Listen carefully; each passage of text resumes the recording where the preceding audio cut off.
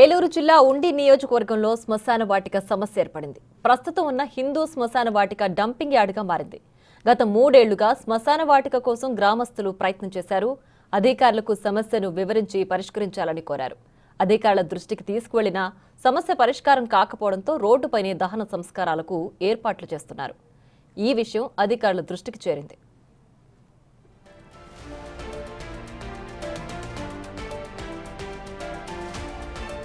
మరిన్ని వివరాలు మా ప్రతినిధి సాగర్ అందిస్తారు.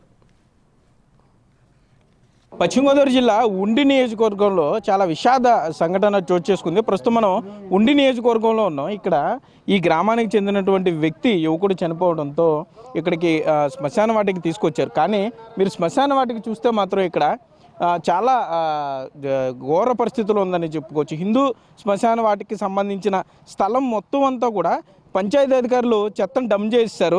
ఎక్కడ ఇటు ఖాళీ లేకుండా మొత్తం అంతా కూడా చెత్తను డంప్ చేసి ఆ చెత్తను రోడ్డు మీదే తగలబెడుతున్నారు.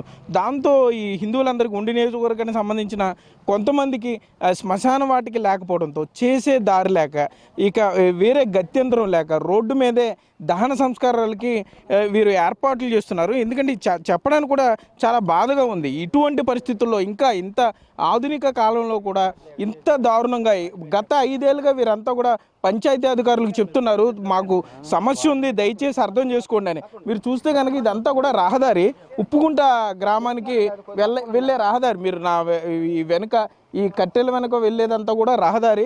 ఉండి నుండి ఉప్పుగుంట వెళ్ళాలంటే ఇదే ప్రధాన రహదారి. కానీ శ్మశాన వాటికి లేకపోవడంతో గత 5-6 ఏళ్ళుగా అధికారులకి చెప్పి విసిగిపోయి అటు పంచాయతీ అధికారులు కానీ రాజకీయ నేతలే కానీ పార్టీలతో సంబంధం లేదు, కులాలతో సంబంధం లేదు, మతాలతో సంబంధం లేదు. ఈ గ్రామస్తులంతా కూడా చెప్పారు, అర్థమయ్యేలా చెప్పారు, బతివులాడారు. గత దీనికి ముందు కూడా ఒక 10 మంది చనిపోయారు. 10 మందిని కూడా ఇంకా ఇక్కడే అప్పుడున్న వాతావరణ పరిస్థితులను బట్టి ఇక్కడ వారు దహన సంస్కారాలు కానించుకుని వెళ్ళారు. ఎందుకంటే చాలా సెంటిమెంట్తో ఉన్న వ్యవహారం ఇది. దాన్ని కూడా కాదనుకుని రోడ్డు మీదే అధికారులు ఇప్పుడన్నా మారుతారు, వారికి ఇప్పటికన్నా ఇక్కడ ఈ సమస్య అర్థమవుతుందని చెప్పి ఈ కార్యక్రమానికి వీరు వచ్చారనే చెప్పవచ్చు. పెద్దలు ఉన్నారు, మాట్లాడించే ప్రయత్నం చేద్దాం. సరే, ఎందుకని నడి రోడ్డు మీద ఇలా దహన సంస్కారాలు ఎందుకు చేస్తున్నారు మీరు? ఇది గత 15 సంవత్సరాలు 20 సంవత్సరాలు బట్టి అందరూ చెప్పుకుంటూ వస్తున్నాం సార్. దీన్ని పట్టించుకున్న నాదుడు లేడండి.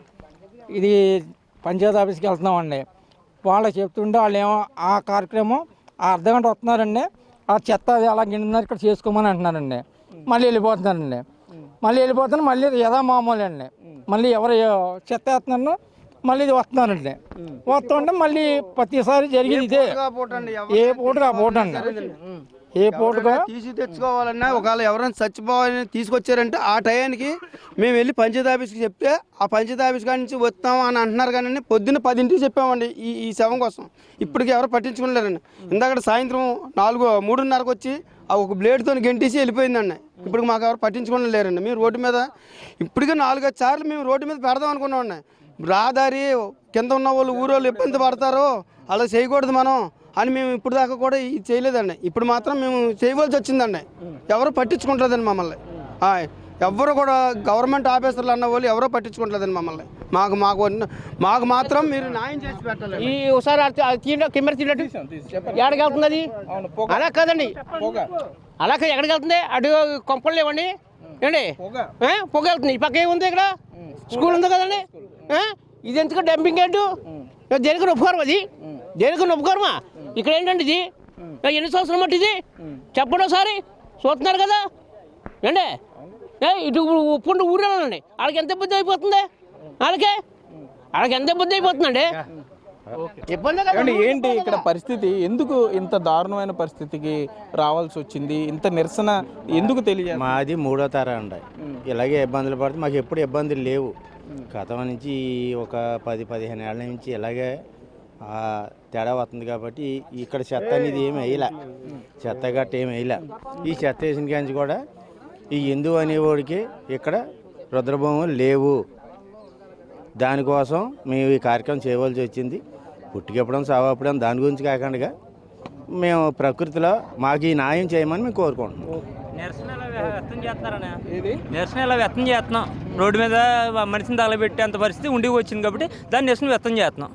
అదేనే, ఓకేనా? ఓకే, మనం చూస్తున్నాం ఇక్కడ మొత్తం కార్యక్రమానికి అయితే ఏర్పాట్లు చేశారు. అందరూ కూడా కొంత బాధలు ఉన్నారని చెప్పుకోవచ్చు. ఎందుకంటే అధికారులకి ఎన్నిసార్లు చెప్పినా కూడా పట్టించుకోలేదు. ఇప్పటికన్నా అధికారుల తీరు మారుతుందేమో అంటున్నారు. ఏంటి మీరు ఏమంటారు అధికారులు? ఎవరు అధికారులు?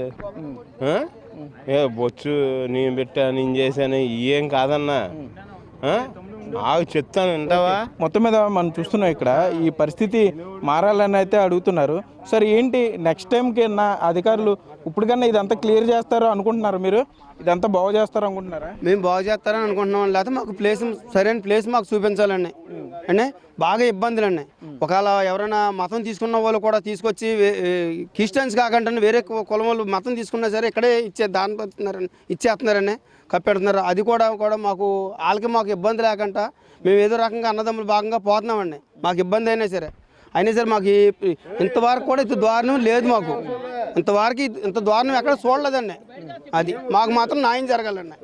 అయితే మనం చూస్తున్నాం ఇక్కడ ఈ రుద్రభూమికి స్థలం లేదు కాబట్టి ఉన్న స్థలంలోనే అంటే గత ఎన్నో ఏళ్ళుగా వాడుకుంటున్న స్థలాన్ని రుద్రభూమి స్థలంలో డంపింగ్ చేసేసారు పూర్తి స్థాయిలో. అసలు ఒక డంపింగ్ యార్డ్ మధ్యలోనే ఇదంతా ఉంది అన్న ఈ కనిపిస్తుంది కాబట్టి సో మాకు వేరే అవకాశం లేదు. పూర్తిగా ఊరి చివరంతా కూడా డంపింగ్ యార్డ్కి వాడేస్తున్నారు. ఎక్కడెక్కడ నుండో చెత్త అంతా కూడా తీసుకొచ్చి ఇక్కడ చూపిస్తున్నారు.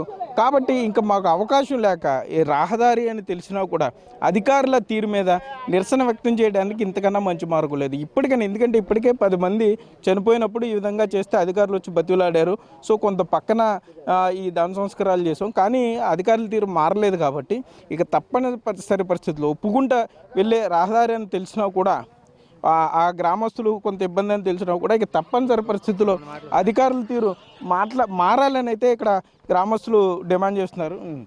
మేము ఇంకొక 5-6 కూడా ఇదే ఇబ్బందుల్లో మేము దానపరిచింది కూడా జరిగిందండి. కాకపోతే ఆ ఇబ్బందుల్లో కూడా ఎందుకులే అని మేము కోరుకున్నాం తప్ప కానీ మంచిగా పోయాం తప్ప కానీ ఇలాంటి పరిస్థితి మొన్న కూడా ఈ పరిస్థితుల్లో పూర్తి చేసి మాకు ఈ రుద్రభూమి లేకుండా చేశారు. దానికోసం మేము క్షేమంగా అందరికి మాకు కావాలని కోరుకుంటున్నాం. ఓకే, ఏదేమైనా కూడా అధికారుల తీరుకి ఇది నిరసనగా అనుకోవచ్చు. ఇప్పటికన్నా కూడా ఉండికి సంబంధించిన వారు ఒకటే డిమాండ్ చేస్తున్నారు. డంపింగ్ యార్డ్కి ఏదైతే గతంలో నుండి వాడుకున్న ఈ రుద్రభూమి ఉందో దీంట్లో పూర్తిగా చెత్త వేస్తారు కాబట్టి దీన్ని క్లియర్ చేయండి. దీన్ని క్లియర్ చేస్తే తప్పకుండా గతం నుండి వాడుకున్నటువంటి రుద్రభూమిని మరలా తిరిగి వాడుకుంటాము. అప్పటిదాకా కూడా ఈ నిరసన కొనసాగుతుందని కూడా ఇక్కడ గ్రామస్తులు చెప్పే పరిస్థితులు అయితే ఉన్నాయి. కెమెరామెన్ భాగ్యరాజ్తో